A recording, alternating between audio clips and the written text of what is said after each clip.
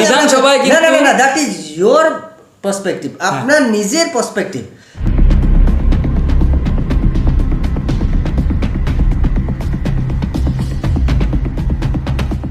नमस्कार, आप देख रहे हैं खबर आजकल। मैं अमर शाह आप सभी के साथ जुड़ चुका हूं और ये दो चर्चित चेहरे और मैं आप सभी के साथ हूं और आपको बताना चाहेंगे कि इससे पहले हमने जब चुनाव की घोषणा हुई थी उससे पहले हमने राजनीति मंथन आप सभी के समक्ष लाया था। कुछ समय के लिए हमने राजनीति मंथन को थोड़ी देर के लिए रोका था और वापस से ये जो दौर है अब फिर से शुरू हो रही है और लगातार आप सभी को राजनीति मंथन के द्वारा हम आपको चुनाव और चुनाव से जुड़े खबरों को दर्शाते रहेंगे। ऐसे में आज हम वो तीनों फेस यानी वो तीनों चेहरे जो कि राजनीति मंथन को इससे पहले कंडक्ट कर चुके हैं, वो तीनों चेहरे हमारे साथ मौजूद हैं। हमारे साथ मौजूद हैं तारक जयंतो दे तारक जी हमारे साथ मौजूद हैं, जो कि इस बीच में आपने देखा होगा कि अपने पर्सनल प्रोफाइल फेसबुक के पर्सनल प्रोफाइल के जरिए द रिपब्लिक के हेडलाइंस के जरिए उन्होंने कई तरह की चीज़ों और लोगों के साथ बातें की और प्रेजेंट की। ठीक हमारे सामने मौजूद है प्रशांत आचार्य जी, जो कि एक वरिष्ठ जर्नलिस्ट हैं और पहाड़ और समतल की अगर बात करें तो उनको कोना कोना और छोना छोना पता है कि कहाँ पर किस तरह की दिक्कतें हैं, जो कि आप सभी के समय हमेशा वो लेकर आते हैं और सिर्फ लाते ही नहीं हैं बल्कि उसे वहाँ पर सॉल्व करते हैं। तो उनकी ज़्यादा परिचय देने की जरूरत नहीं पड़ेगी। हमारे जयंतो दे के बारे में ज़्यादा परिचय देने की हमें नहीं लगता कि ज़्यादा जरूरत पड़ेगी। फिलहाल जो लोग नए अभी हमारे साथ जुड़ने वाले हैं या जुड़ रहे हैं या जो लाइव होने के बाद वापस से देखेंगे, उन सभी का हम एक बार फिर से स्वागत करते हैं खबर आजकल के द्वारा प्रस्तुत राजनीति मंथन में। तो शुरू करते हैं आगे पूरी इस राजनीति मंथन पर क्या कुछ प्रतिक्रिया हम सब आप सभी के साथ साझा कर पाएंगे। सर जयंतो सर, प्रशांत सर, हम आप सभी से जानना चाहेंगे, हम लोग एक टीम होकर एक साथ संगठित होकर हमने कई तरह के राजनीति मंथनों को के जरिए कई तरह के राजनेताओं को हमने बुलाया अपने कार्यालय में, हमारे ऑफिस पर, यहाँ पर हमने डिबेट भी कराया था। काफ़ी अच्छा रिस्पॉन्स मिला, काफ़ी प्रसिद्ध हुआ, लोग काफ़ी ज़्यादा उस चीज़ को सराहे हैं। कुछ समय के लिए हमने बंद किया क्योंकि हमें लगता था कि हमें और भी काम करना पड़ेगा और अलग अलग विषयों के साथ हमें जुड़ना पड़ेगा। फिलहाल आज हम 3 वापस जुड़े हैं। आप सभी जानते हैं इलेक्शन जो है वो लगातार नज़दीक आ रहा है, चुनाव नज़दीक आ रहा है। कई चरणों के चुनाव अभी तक हो चुके हैं, कई चरणों के चुनाव अभी बाकी हैं।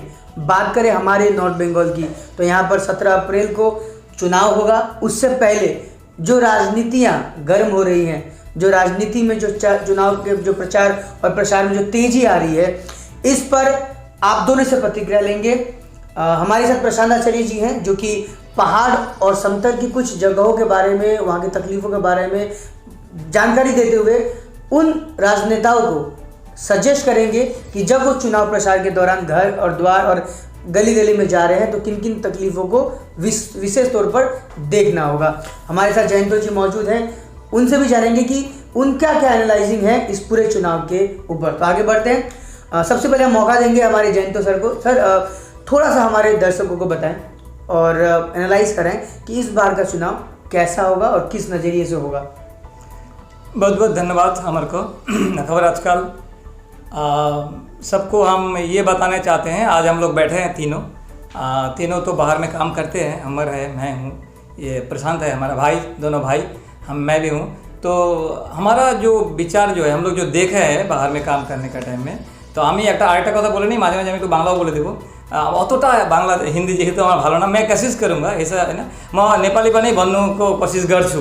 তো তাও বাংলা নেপালি হিন্দি সব মিলিয়ে বলবো। তো আমি একটা কথা বলি, আমরা খুব সময়টাও কম, আমরা অল্পের মধ্যে বলি। একটা আমাদের বিধানসভা ইলেকশন আসছে, এটা নিয়ে আমাদের আলোচনা হওয়া উচিত। আমরা একটা জিনিস কি দেখি, আমরা যেমন প্রথমে এখানে একটা বসেছিলাম, আমরা সব রাজনৈতিক নেতৃত্বকে নিয়ে বসেছিলাম। রাজনৈতিক নেতৃত্বদের কি হয়, ওনারা ওনাদের দলের হয়ে কথা বলে, তাতে কোথায় যেন একটু পার্শিয়াল হয় ব্যাপারটা। এটা আমরা লক্ষ্য করেছি করতে গিয়ে, যে উনি কিন্তু ওনার দলের পক্ষেই বলবেন। হয়তো উনি জানেন এটা বলার কথা নয়, তবুও উনি ওনার দলের পক্ষেই বলবেন। সেই জায়গাটা পূরণ করার জন্য আজকে আমরা বসেছি। ঠিক ওই জায়গাটা, যে জায়গাটা সবাই সবার দল নিয়ে বলছে, আর আমরা এখানে চেষ্টা করব সেই ফাঁকা জায়গাগুলো, যেই জায়গাগুলো কেউ তুলে ধরেন না, আমরা সেই জায়গাটা আজকে প্রথমবার বসলাম, আশা করি আমরা পরে বসবো অবশ্যই। হ্যাঁ, তো আমি বলি একটা ইলেকশন আমাদের আসছে, বিধানসভা ইলেকশন, আমাদের ভাবতে হবে ইলেকশনটা এবার একটু অন্যরকম। এতদিন এরকম ছিল না, কারণ কিছুদিন আগে বিজেপি গভর্নমেন্ট 18টা লোকসভার সিট পেয়েছে এখানে, এটা একটা ফ্যাক্টর। তখন থেকেই মানুষের মনে পশ্চিমবঙ্গ নিয়ে একটা ব্যাপার শুরু হয়েছে। তাহলে তো যেটা বলছিলাম যে আমাদের এখানে যখন 18টা সিট পেল বিজেপি গভর্নমেন্ট লোকসভাতে, তখন একটা বিষয় চলে আসলো যে হ্যাঁ বোধহয় বিজেপি একটা ফ্যাক্টর। তৃণমূলের পরে কোথাও বিজেপি একটা চর্চিত নাম হয়ে গেল। এই জায়গাটা আমরা দেখলাম এবারের জন্য বিধানসভাটা, এই জন্য পশ্চিমবঙ্গের বিধানসভাটা এই জন্য একটা ফ্যাক্টর। গতবার বিজেপি এতটা এই জায়গায় ছিল না বিধানসভায়, তাই আমাদের আলোচনায় কিন্তু বিজেপি বারবার আসবে, কিছু করার নেই। কেন্দ্রে একটা গভর্নমেন্ট আছে, আমরা দেখতে পাচ্ছি প্রধানমন্ত্রী থেকে শুরু করে স্বরাষ্ট্রমন্ত্রী থেকে শুরু করে সবাই আসছে, এমনকি আমাদের একদম হ্যাঁ মিঠুন চক্রবর্তী আসছে, সবাই আসছে। তার মানে পশ্চিমবঙ্গের সাথে যে ইলেকশনটা হচ্ছে এইবার, এটা কিন্তু অনেকটা প্রায় লোকসভা ইলেকশনের মতন, এটা একটা অন্য একটা ডাইমেনশন পেয়ে গেছে, এটা দারুণ লাগছে। তবে আমাদের যারা সাংবাদিকতার সাথে যুক্ত, আপনারা কিছুদিন দেখেছেন আমি আমার একটা ফেসবুক অ্যাকাউন্ট থেকে আমি কিছু মানুষের কাছে গিয়েছি দি রিপাবলিক নাম দিয়ে। এটা অনেকে ভেবেছে কেন রিপাবলিক, আমি সেটা বলেছি অনেক জায়গায় যে গ্রিক যে দার্শনিক আছে প্লেটো, তার একটা বই দি রিপাবলিকা, প্রশান্ত তুমি জানো এটা, দি রিপাবলিকা, সেটার ইংরেজিতে দি রিপাবলিক। আমি জাস্ট সেটাকে বলেছি প্রজাতন্ত্র আমাদের, ওইটা হেডলাইন দিয়ে আমি করেছি। 21টা হয়ে গেছে, এরপরে আরও হবে। তবে আজকের যে বিষয়টা সেটা হচ্ছে আমরা যে ফাঁকগুলো দেখলাম গিয়ে, আমি কথা বলতে গিয়ে অনেকের সাথে যেটা অনুভব করেছি প্রশান্ত, যে অনেকে না অনেক কিছু বলতে চান না, অনেকে ভয় পান, অনেকে বুঝতে পারছে থাকে তাদের মধ্যে, নিজের মধ্যে থাকে। কারণ কি, আমার পরবর্তীতে এমএলএ কাছে যাবো একটা কাজের জন্য, বলবে হ্যাঁ ইলেকশনের সময় তুমি আমার বিরুদ্ধে বলেছিলে। আমাদের জনমানস, আমরা সাধারণ ভোটাররা কিন্তু এখনও অতটা কারেজ আমাদের আসেনি। ইলিটারেসি একটা ব্যাপার, সাক্ষরহীন, মানে ঠিক সাক্ষরতাহীনতা আমি বলবো না, মানে মানুষের মনে কোথায় যেন একটা একটু ভেতরকার ক্ষমতা কম আছে সত্যি কথা বলার, কারণ একটা প্র্যাকটিক্যাল প্রবলেমও আছে, বললে আমাদের অনেক অসুবিধায় পড়তে হয়, তাই অনেক সময় অনেক কথা বের হয় না। কিন্তু কোথাও একটা আলোচনা হচ্ছে এবার কি তৃণমূল গভর্নমেন্ট থাকবে। মাঝখানে একটা বিষয় এগুলো প্রশান্ত তুমিও বলবে বিষয়ে, তোমার অভিজ্ঞতা ভালো আছে, পাহাড়ের দিকটা আছে। তৃণমূল গভর্নমেন্ট কি থাকবে, নাকি বিজেপি সরকার আসবে, নাকি সংযুক্ত মোর্চা আসবে। সংযুক্ত মোর্চায় একটা বিষয় গেল যে ওখানে কিন্তু আব্বাস সিদ্দিকীকে যোগ করা হয়েছে, এটা একটা ইস্যু কিন্তু, যে তাহলে মুসলিম ফ্যানাটিজম কি চলে আসলো কিনা খেয়াল করতে হবে। আব্বাস সিদ্দিকী এসে কি সংযুক্ত মোর্চাকে কি গ্র্যাব করে নিল, নাকি সংযুক্ত মোর্চা আব্বাস সিদ্দিকীকে পাল্টে দিতে পারলো, এটা আমাদের দেখতে হবে, এটা আমাদের রেজাল্ট আসবে। ঠিক একইভাবে তৃণমূলের একটা ব্যাপার চলছে, তৃণমূল থেকে অনেক লোক বিজেপিতে চলে গেছে। কেন গেছে? তারা কি ইডির ভয়ে গেছে, না অন্য কারণে গেছে, না ভেতরে কোনো কিছু আছে, না দলের কাজে সন্তুষ্ট নয়। এই কারণগুলো আমাদের এবার ইলেকশন সেই উত্তরগুলো আমাদেরকে দেবে, আমরা এগুলো কিন্তু দেখব, আমরা সেই অপেক্ষায় থাকছি। তারপরে এদিকে আছে যে রিসেন্টলি তৃণমূলের ক্যান্ডিডেট চেঞ্জ হলো আমাদের এখানে একটা, এটা একটা ফ্যাক্টর, এটা তৃণমূল কীভাবে নিতে পারে। একটা সুন্দাস যে ভদ্রলোক উনি দাঁড়ালেন, হ্যাঁ তার আগে ক্যাপ্টেন ছিলেন, তাই না? তো এইটা ওনারা কীভাবে মেকআপ করেন এটা আমরা দেখবো। তো এইটা কিন্তু একটা আমাদের এই বিধানসভা এলাকাটা, তারপর আমাদের বিজেপির এখানে আনন্দময় বর্মন আছেন, সে আগের বারও ছিলেন, তারপর আমাদের শঙ্কর মালাকার আছেন, উনি সংযুক্ত মোর্চার। তো এইবার ইলেকশনটা কিন্তু একটু অন্যরকম। আমি যতটা বুঝতে পেরেছি প্রশান্ত, যে মানুষ কিন্তু খুব একটা খুলে কথা বলছে না, তবে যত দিন আগাবে আমরা হয়তো দেখতে পাবো যে আরো দেখা যাক কি হয়। এবার ইলেকশনটা একদম টাফ ফাইট, বলো प्रशांत নাকি? तो अभी हम प्रशांत सर जी को मौका देंगे। सर आप पहाड़ घूम रहे हैं, बगान जा रहे हैं, श्रमिक वर्ग के लोगों से मिल रहे हैं, वहाँ पर नेता मंत्री तो जा ही रहे हैं, मिल रहे हैं, उनके विचार को कितना एडप्ट कर रहे हैं, कितना ले रहे हैं, किस तरीके से वो काम करेंगे हमें पता नहीं। लेकिन एज अ जर्नलिस्ट आप फील्ड पे घूमते हो, अलग अलग जगह पे जाते हो, हम भी जाते हैं, क्या कुछ चीज़ें तकलीफ़ें आपके सामने निखर के आती है? क्या चीज़ बदलाव आपको लगता है पहाड़ और जब जो अगर बगान की बात करें तो उस जगह पर है, नेता लोगों को क्या ध्यान देना चाहिए? एक्चुअली देखिए, टी गार्डन की अगर हम बात करें तो वो दुख लगता है कि टी गार्डन्स में जितनी भी है कॉलोनी, जैसे कि कॉलोनियल होता था पहले, एक मैनेजर होता था, मैनेजर सोचता था कि नहीं I am king of the garden. वो जिस तरह से इंस्ट्रक्शन करते थे वर्कर को, मतलब ये था ब्रिटिश रूल के हिसाब से आया ना। ब्रिटिश तो मतलब हमेशा ही मतलब उनका एक क्या था कि मतलब स्वभाव था कि नहीं हम लेबरों को एक बॉन्डेड टाइप से रखे। तो ये चीज़ अभी भी थोड़ा बहुत है जी। और कोई भी टी गार्डन में मैंने देखे, बहुत सारे मैक्सिमम टी गार्डन में मैंने देखा है प्रचार में, कैंपेनिंग में जाते हैं, लेकिन किस क्षेत्र में जाते हैं, मतलब जहाँ पे उनको लगता है कि हमको यहाँ पे मतलब कुछ ना कुछ गड़बड़ है, यहाँ वोट नहीं मिलने वाला है, उसी जगह में जा रहे हैं। इस जगह नहीं जा रहे जहाँ समस्या है जी। जहाँ समस्या है वहाँ के वर्कर का एक क्या माना जाता है, उन लोगों को हमेशा डर, या तो ये कि हाँ नहीं हमको एक जैसे मैं मान लो टी गार्डन, पानीघाटा के टी गार्डन की बात करें, हम लोग गए थे साथ में। उनको हमने जब पूछा कि यहाँ पे कोई प्रचार के लिए नहीं आया, तो वो लोग बोले नहीं आया तो वोट क्या आप वोट देंगे? इस बार वोट तो देना पड़ेगा। तो किसको वोट देंगे? बोले हमारे मालिक जो बोलेंगे वही। आपका मालिक कौन है? हम लोग यहीं के नेता है जी। तो उनका वो नेता जो है, जो वो बोलेगा जिसको वोट देना है वो उसी को वोट देगा, चाहे उनकी इच्छा हो ना हो जी। ये एक बाध्यता है, जैसे कमांड हो गया है, कमांड हो गया ये बाध्यता, मतलब तुमको ये करना है तो करना है। उनका हिसाब से कहना है कि अभी तक कोई भी पॉलिटिकल पार्टी का नेता यहाँ पे नहीं आया है जी। पानीघाटा टी स्टेट के कुछ जगह है, बाजार में आप देखे होंगे जहाँ, देखिए ये चीज एकदम फैक्ट है कि आप जहाँ पे समस्या है, जहाँ पे रियली लगता है कि वहाँ जाके कुछ उनको मनोबल चढ़ाने, वहाँ पे कैंपेनिंग उस तरह से नहीं हो रहा है। उन लोग जाते हैं तो उस क्षेत्रों में जाते हैं जहाँ पे क्राउडेड है या लगता है कि यहाँ पे है जी। और एक जैसे पहाड़ की हम बात करें अमर भाई, मैंने पहाड़ में घूमा, इस बार जो है अनप्रेडिक्टेबल है, क्योंकि सबको ये था कि जब बिमल गुरुंग आया है, बिमल गुरुंग एक मतलब एक कॉन्फिडेंस के साथ आया था कि मैं पहाड़ जाऊंगा, दार्जिलिंग में जाऊंगा, जो मेरा खोया हुआ जो मेरा सीट था वो मैं वापस लूंगा जी। लेकिन वो कहीं ना कहीं चूक गया, क्योंकि अनित थापा जो है, अनित थापा को वो वहाँ से नीचे नहीं ला सका, है ना। किसी तरह वो कैंपेनिंग करते, जब अंडरस्टैंडिंग क्या था हमारे भाई, वो तो उनके बीच में, दीदी के बीच में, अनित थापा के साथ बिमल गुरुंग जिस तरह से बात करता था, नहीं हमारा ये हो गया, आपसी सहमति, सबको ये लग रहा था कि कहीं ना कहीं कि टीएमसी के साथ तो दोनों है, अनित थापा भी है या बिमल गुरुंग भी है। तो इस बार जो कैंडिडेट अलग अलग बिमल फैक्शन और बीने फैक्शन से अलग अलग कैंडिडेट जो दिया गया है, इससे क्या फायदा होने वाला तृणमूल को, क्योंकि वोट तो डिवाइड होगा, है कि नहीं जी।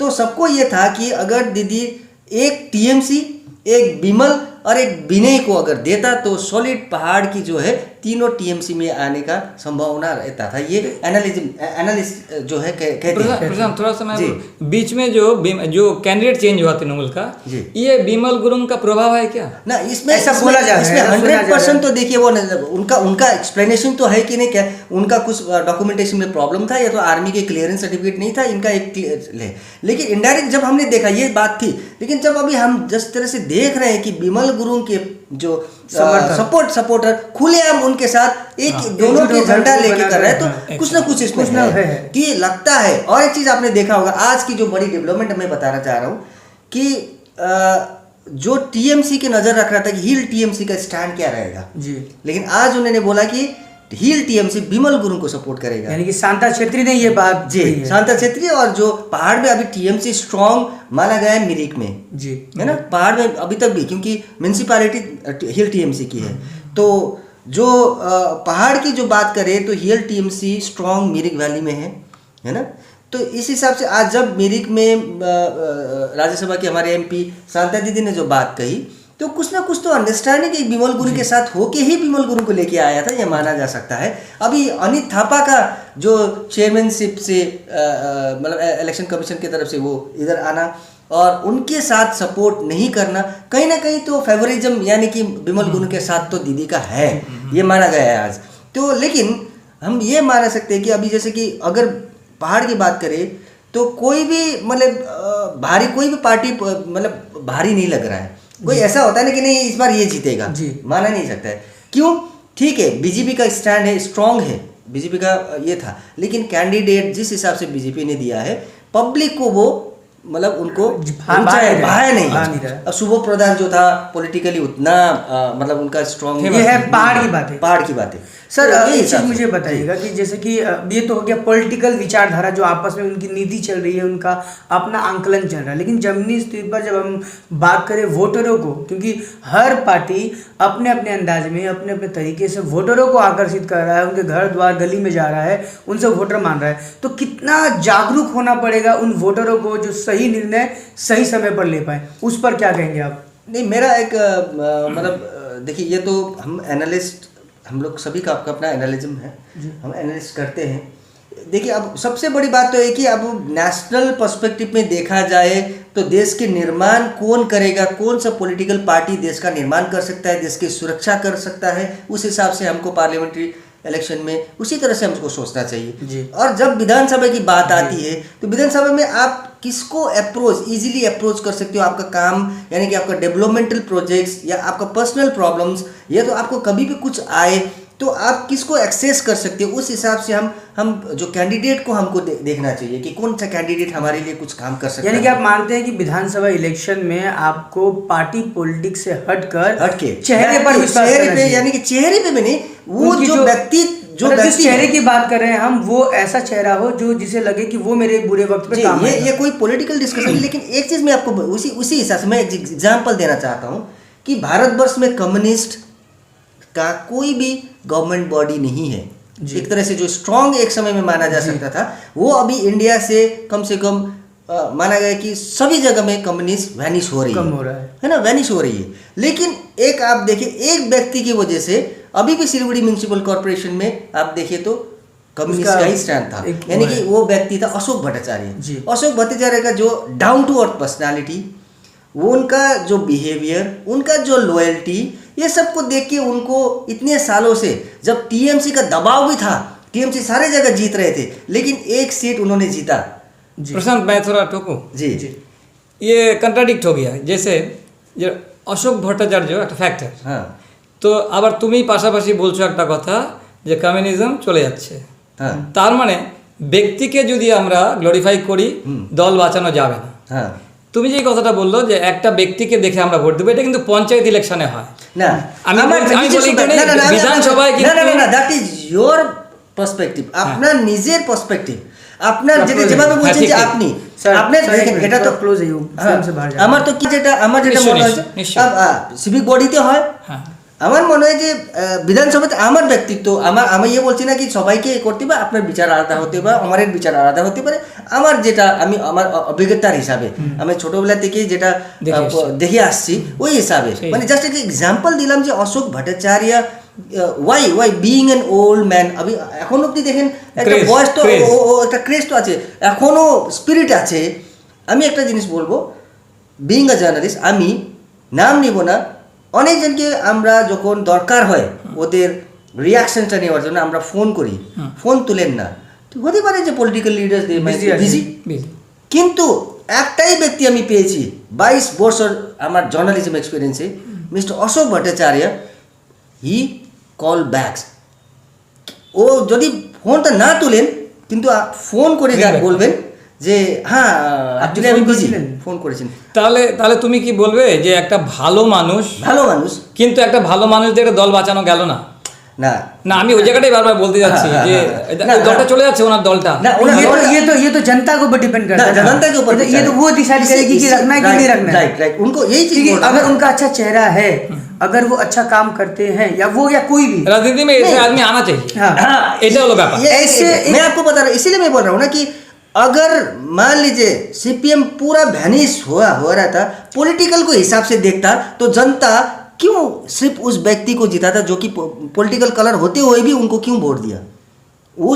उनका जो बिहेवियर, उनका जो पब्लिक के साथ एक रिलेशन था, उसके हिसाब से, इसके हिसाब से ही उनको बचाया गया। अब इस बार की जो राजनीति, इस बार तो की थोड़ा सा हर कोई भरोसा जता रहा है कि हम खुश रख पाएंगे, हम खुश कर पाएंगे। हालांकि आगे क्या कुछ होगा, सच में खुश रख पाएंगे, क्योंकि दावा हर कोई करता है, दावा हर कोई ये करता है कि हम अगर जीतते हैं, हमको अगर वापस रखें, क्योंकि किसी को मौका मिल चुका है, किसी को मौका मिलना बाकी है। लोग बिल्कुल कन्फ्यूजन में है कि हम आखिर जाएं तो किसके साथ जाएं। जब भी कोई आकर जब अपने अंदाज में, अपने तरीके से जनता को बोलता है कि तुम्हारे दिक्कत और मुसीबत में हम साथ हैं, और वो बोलना, उससे कन्विंस होकर जनता रिप्लाई देती है कि मुझे क्या करना है। लेकिन वाकई में जनता को खुद एक तरह से जागरूक होना पड़ेगा और उन्हें सही नेता, सही दिशा की तरफ, सही नेता और सही दल भी चुनना पड़ेगा। कारण একটা आइडियोलॉजी ভালো না হয়, आइडियोलॉजी अच्छा होना चाहिए, नहीं तो ऐसे ही होगा।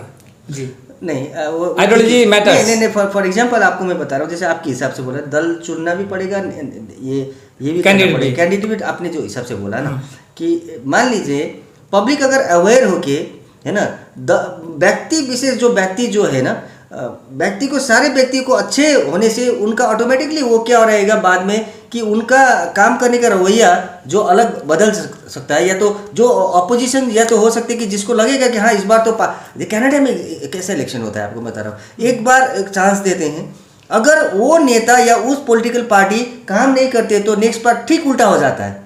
तो जनता के ऊपर है ना, जनता किसको कॉन्शियस, कितना कॉन्शियस है, पॉलिटिकली कॉन्शियस। क्योंकि एक तरह से कहते हैं कि एक तरह से कहा जाता है कि यही एक मौका मिलता है एक वोटर्स को जब वो अपना डिसीजन से वापस से एक बदलाव ला सकते हैं। प्रशांत अमर दोनों को हम एक बात बोले, जी एक चीज तो है, বাংলায় একটা কথা আছে না, আম গাছে কিন্তু আমই হয়, জাম গাছে জামই হয়। এখন আমি যদি চিনতে না পারি ছোটবেলায় গাছটা এটা আম গাছ না জাম গাছ, এটা আমার ব্যাপার, মানে পলিটিক্যাল কনসাসনেস যদি আমাদের না থাকে ভোটারদের, আমরা যদি না বুঝি যে এই দলটা কিন্তু ভালো দল, কারণ আইডিওলজিটা ভালো, এরা ভালো মানুষদেরকেই নেবে, খারাপ মানুষ ওখানে গিয়ে থাকতে পারবে না। যদি দলের আইডিওলজি ভালো হয় খারাপ মানুষরা বেশি দিন থাকতে পারবে না, এটাও কিন্তু ম্যাটার করে। হ্যাঁ তুমি যেরকম বললে ভালো মানুষ, অবশ্যই ভালো মানুষ দরকার, ঠিক সঙ্গে সঙ্গে আমি অ্যাড করছি, এটা আমার ভাবনা, যে সঙ্গে সঙ্গে আইডিওলজিটা একটা দলের কি সেটাও আমাদের এই ক্ষেত্রে তো বিধানসভা ক্ষেত্রে দেখা উচিত, লোকসভায়ও দেখা উচিত, পঞ্চায়েতে একটু ডিফার করে, তবুও কিন্তু আইডিওলজি ম্যাটার্স। কারণ খারাপ লোকেরা ভালো দলে থাকতে পারবে না, খারাপ লোকেরা যেই দলে এক্সিস্ট করবে তার মানে সেই দলটাও খারাপ, এটা আমাদের মাথায় রাখতে লাগবে। তাহলে দলটাকে নিয়েও একটু মাথায় রাখতে হবে আমার মনে হয়, এটা আমার তরফ থেকে বললাম। मुझे लग रहा है कि हम जनता को काफ़ी कंफ्यूज कर दे रहे हैं क्योंकि हमें कंफ्यूजन में नहीं डालना है, हमें कंफ्यूजन से निकालना है। देखिए हर दल अच्छा है अपने अपने सोच, अपने अपने आइडियोलॉजी से, हर वो व्यक्ति खास है, अलग है जिस दल से भी वो लड़ रहा है।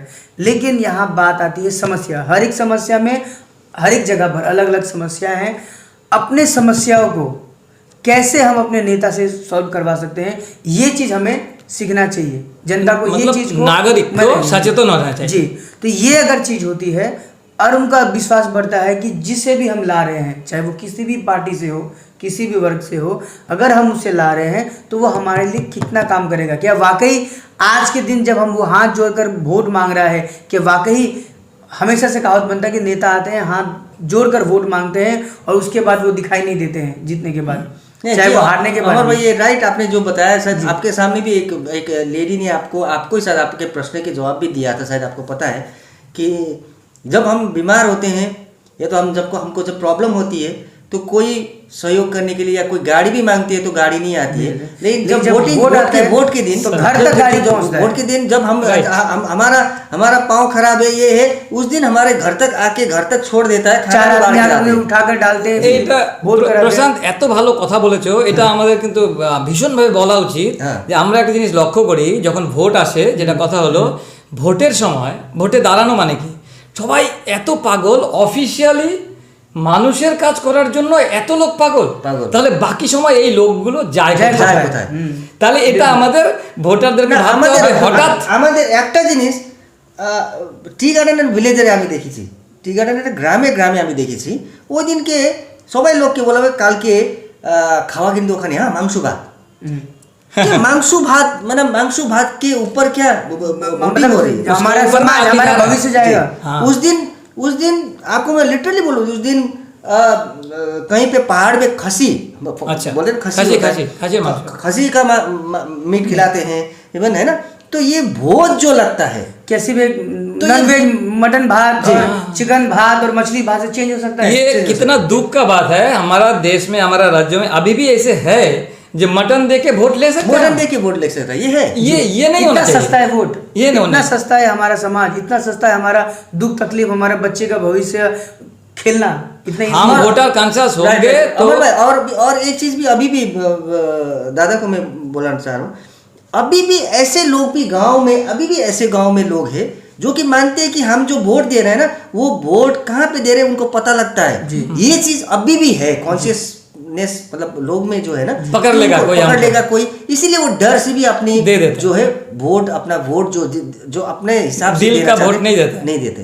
यानी कि एक तरह से अब भी ऐसा माहौल है, ऐसा जगह है जहाँ पर लोग अपनी वोट को अपनी आज़ादी से नहीं दे पा रहे हैं, और उन्हें लगता है कि अगर मैं गलत करता हूँ और अगर वो कहीं पे पकड़ में आता है तो हो सकता है उन्हें पूरे 5 साल उस चीज़ को झेलना पड़ेगा। जी, लेकिन ऐसा कहीं भी नहीं होता है। मैं जितने भी सभी दर्शकों को जानना चाहिए, आप जो वोट देते हैं दैट इज वो एकदम कॉन्फिडेंशियल रहता है। किसी को भी आपको अगर कोई बोलता है कि वो वोट कहाँ दे रहे हैं, हमको पता चलता है, कभी भी किसी को भी नहीं ये पता नहीं। स्पेशली इस बात पर आप देख सकेंगे वीवीपैट में, आप देख सकेंगे 7 सेकंड तक रहेगा। ये एक अच्छी बात यहाँ पर निकल कर आई है। हम ये वीडियो, ये जो कन्वर्सेशन है, ये सिर्फ हम गुमराह करने के लिए नहीं बल्कि जागरूकता करने के लिए कर रहे हैं। इस मंथन से हम कुछ राजनेताओं को ये बताना चाहते थे कि कहाँ पर क्या समस्या है। समस्या देखकर अगर आप जाते हैं तो वोटर्स आज के डेट में थोड़ा बहुत जो भी जागरूक हो पाए हैं वो उस समस्या को देखकर ही वो वोट देने वाले हैं। दूसरी चीज़ जो वोटर्स लोग के लिए जानना चाहिए, अपने एरिया से आप जब वोट देते हैं बिल्कुल ना डरे, और आपका जो चाहता है या फिर आप जिसे चाहते हैं, जिसे भी आप लेकर आना चाहते हैं उन्हें दे, लेकिन किसी के दबाव में आकर आप किसी भी तरह के अपने वोट को बर्बाद ना करें। और बिल्कुल सिक्योर रहें कि आप जो वोट दे रहे हैं वो सिर्फ और सिर्फ आपको ही पता है कि आप किसको दे रहे हैं, और बाकी किसी को ये बात पता नहीं चलेगा कि आपने ये वोट किसको दिया है। और इस सब बातों को आप कहीं पे भी शेयर भी ना करें। अमर जी ने हिंदी में कहा, थोड़ा बांग्ला में आप बता दीजिए कि यही बात जो है আমাদের ভোটারদের সবাই সচেতন আমরা জানি, আমাদের ভোটারদের সাধারণ ভোটার যারা, তাদের একটা জিনিস মাথায় রাখা উচিত। আমরা অনেকে মনে করি, গ্রামের দিকে আছে অনেক মানুষ, যে আমি কোথায় ভোটটা দিচ্ছি এটা বোধহয় সবাই জেনে যাবে। মানে আপনার এলাকায় ধরুন এমন একজন লোক আছে যাকে আপনি একটু ভয় পেয়ে চলেন, কোনো কারণে হয়তো সমীহ করেন যে ওর ভয়ে আপনি ভোট দিচ্ছেন, সে বলে যে আমি কিন্তু দেখে নেব। এটা কখনোই সম্ভব না। কেউ আপনার ভোট জানতে পারবে না। আপনি আপনার ভোটটা দেওয়ার পরে ওখানে দাঁড়িয়ে থাকবেন, পাশে একটা ভিভিপ্যাট থাকে, ওখানে 7 সেকেন্ডের জন্য, 7 মানে 1 2 এরকম করে করে 7 সেকেন্ড পর্যন্ত একটা কাগজ বেরোবে, ওখানে আপনি যেই সিম্বলে ভোট দিলেন ওটা আসবে, আপনি দেখে নেবেন ওটা, তারপর ওটা কেটে ঢুকে যাবে, আর কেউ দেখতে পাবে না। আপনি দেখতে পাবেন ঠিক জায়গায় ভোটটা গেল কিনা। অতএব নির্ভয়ে ভোট দিন। কেউ আপনি কোথায় ভোট দিলেন কেউ জানতে পারবে না। ভয়ে হয়তো আপনি বলছেন না দাদা আপনাকে আমি দিয়ে দিব, আপনি বলতেই পারেন এটা ভয়, কিন্তু ভোটটা দেওয়ার সময় মস্তিষ্ক দিয়ে ভোটটা দিন। আপনি এখান থেকে ভোটটা দিন, কিন্তু निर्भय भोटটা दिन, কেউ আপনার ভোট দেখতে পাবে না। यही चीज हम चाहेंगे प्रशांत साहब। नेपाली दर्शकहरूलाई म के भन्न चाहन्छु भने यो उहिलेदेखि नै हामी सुन्दै आएको, तपाईँहरूलाई एउटा भोटको लागि कति नेताहरूले या तपाईँहरूको छेउमा कतिजना हुन्छ तपाईँलाई डर देखाउनुको लागि भनेको होला कि तपाईँले भोट कहाँ दिन्छ थाहा हुन्छ नि, फेरि तपाईँले भोट दिनुहोस् नि भन्ने कुरा एउटा तपाईँहरूलाई अलिकति डराइरहेको हुन्छ। तर त्यो एकदमै गलत हो।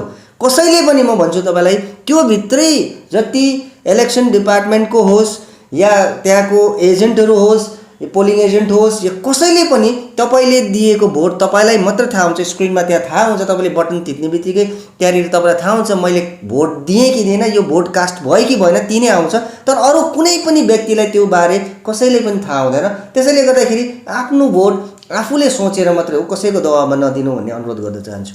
तो इसी के साथ हम इस कन्वर्सेशन को यहीं पे ख़त्म करते हैं। आगे और भी जागरूकता के साथ और राजनीति मंथन के साथ अलग अलग राजनेताओं के साथ जुड़ेंगे, जो कि आपके और आपके आसपास के प्रार्थी होंगे, उनके साथ जुड़ेंगे। और राजनीति मंथन अब लगातार आप सभी को देखने और सुनने को मिलेगा। और अपने कमेंट बॉक्स में, यानी कि हमारे साथ अब अभी इस वक्त जो वीडियो देख रहे हैं, आप अपने हमारे कमेंट बॉक्स में आप ये चीज़ आने वाले दिन में हम किस राजनेता से क्या कुछ सवाल करें, क्या कुछ दिक्कतों का ऊपर सवाल करें और आपकी क्या विचारधारा है, इसको जरूर कमेंट बॉक्स में छोड़े, हमारे मैसेंजर में छोड़े, हमारे दिए गए व्हाट्सएप नंबर पर छोड़े, ताकि उस विषय को लेकर अगली बार जब हम राजनीति मंथन के लिए हम में से 3 में से कोई भी चेहरा किसी भी राजनेता के साथ जुड़ता है तो उस सवाल को, आपकी जो सवाल होगी उन तक हम रखेंगे और किस नज़रिए से और किस सोच के साथ इस बार की वो राजनीति में वोट मांगने के लिए उतरे हैं, इस पर हम देखेंगे। फिलहाल आप सभी का खबर आजकल देखने के लिए और आप दोनों को हमारे साथ जुड़ने के लिए बहुत बहुत धन्यवाद। आप सभी दर्शकों को